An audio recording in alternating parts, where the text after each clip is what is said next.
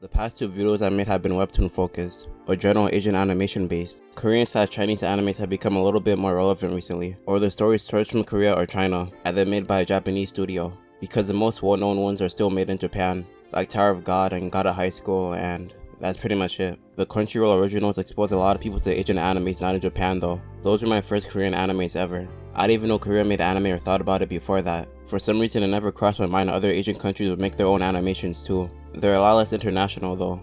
Most of them are made for only their own countries. Japanese animes are all basically made to be seen internationally. I wasn't avoiding the animes by other countries, but I wasn't looking out for them either. Like 90% of the animation market in Asia is Japan. All the most well-known animes out there are made there. There's probably some Chinese or Korean anime doing good too, but they're in their own bubble. If there are any, almost no one knows about them outside of their country. They still have a long way to go compared to Japanese animes, at least on an international level. I talked about this before, but the subtitles for a lot of Korean and Chinese animes are dog shit. Those niggas talk way too fast for the subtitles to match up. They don't really have people watching them outside of their countries, so they don't really care about translating. They order a translator off Fiverr and call it a day.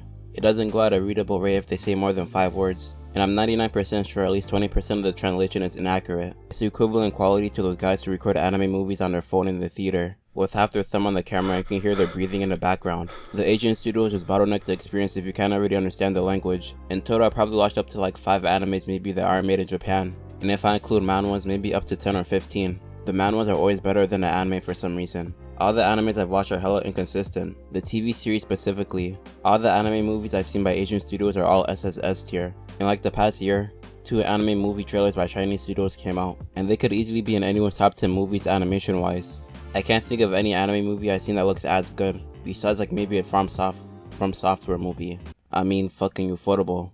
They're basically the same thing. Those movies are as good or better than Ufotable movies, and from what I can understand, both of them have been in production for a couple of years, so I thought it was gonna be where the trailer looks good and then the actual movie looks like they try to speedrun it. But that's basically how it is for most Asian animes I've seen. Hitori no Shita is a really good example of that. If you don't know what it is, it's that anime with the guy fighting with a water bottle. It's pretty popular solely for that clip of that fight scene. The anime overall was pretty ass, but I can't lie, that shit was pretty clean. I got baited to go watch the anime by that clip because of how good it looked. And let's just say those niggas were going for an 80% speedrun. I mean the animation was one thing.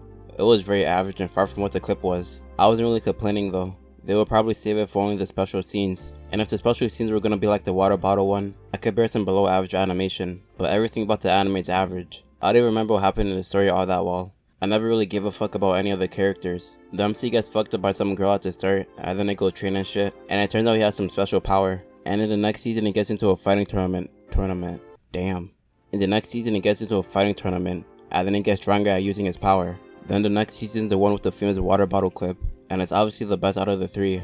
But I'm not gonna lie, even that season was pretty ass. Except for the water bottle clip, that season only got a tiny boost in animation compared to the other 2. I think it got cancelled after that too, which makes sense cause they probably weren't getting very good returns off a show like that. All around the anime was just ass, minus that one episode with the famous clip. For some reason I still watched it all the way through, mainly cause I wanted to get to the season with the cool scene.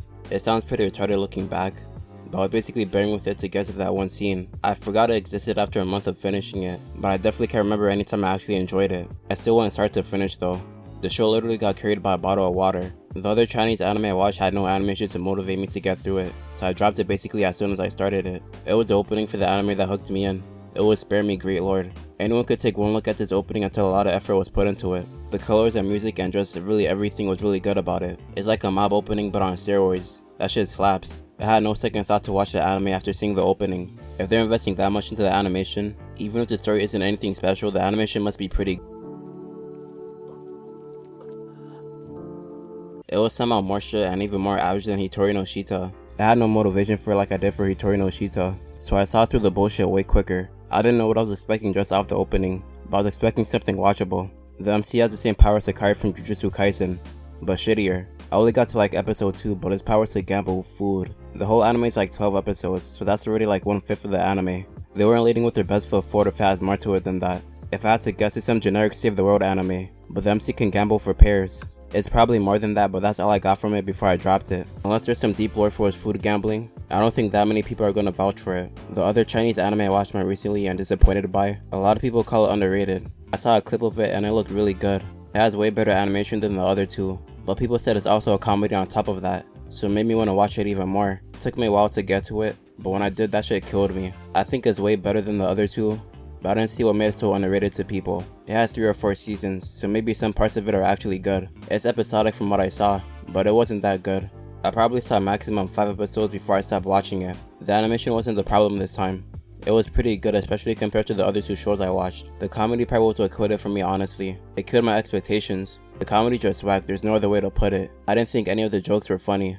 If I had to definition a comedy that I like, which is definitely a word, I like unrefined dark humor the most. The shit that feels like it wasn't planned and just done on the spot. Gintama's the funniest anime to me and by a long shot because of how they didn't try to censor it. They stayed faithful to the manga, didn't change it up for the sake of broadcasting it. They added to it, if anything, and made it funnier. All the jokes were put in the right spots, the voice actors sold them really well, and they didn't feel forced at all. The Scissor Seven comedy feels more refined, but with bad execution, I guess. Which isn't really a bad thing, but not my type of comedy either. When I see a Scissor Seven comedy scene, it's like the show is telling me you should be laughing at this, but without the laughing soundtrack to put into words. So I'm just awkwardly looking at this guy disguised as a rock, headbutting a dog in the balls like he's an angry bird. I watched it in the Chinese sub though, and people said the dub is better. But I just looked at a highlight video for the dub, and it looks even worse to be honest. It's like they just picked up some guy from the airport who speaks English to run some voice lines real quick. I don't like analyzing jokes too much because that just makes them way less funny, but this is a good example. In this clip where he's getting his bones snapped in half by some old lady, it's obvious he's meant to be in a lot of fucking pain from getting folded.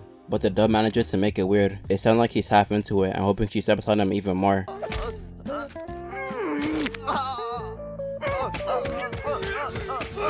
Maybe my humor is just too fucked up, but I can't imagine anybody besides the teacher substitute in their 50s falling out their chair laughing at this shit. I imagine the people who say they end up dying laughing watching Scissor 7 are the same people who text LOL or LMAO while having a straight face. If you really think that Scissor 7's the funniest shit, I mean I can't really say anything more to you, the more power to you I guess. But Scissor 7 and all these other Chinese animes left a bad impression. I know there are good ones out there, like Fog Hill of the 5 Elements. I didn't watch it yet, but I should because it looks really good. And I already confirmed it's not bait like the others with animation. But most of these Chinese animes I've seen are low effort bait and switches. If you enjoyed, go watch some of my other shit about anime.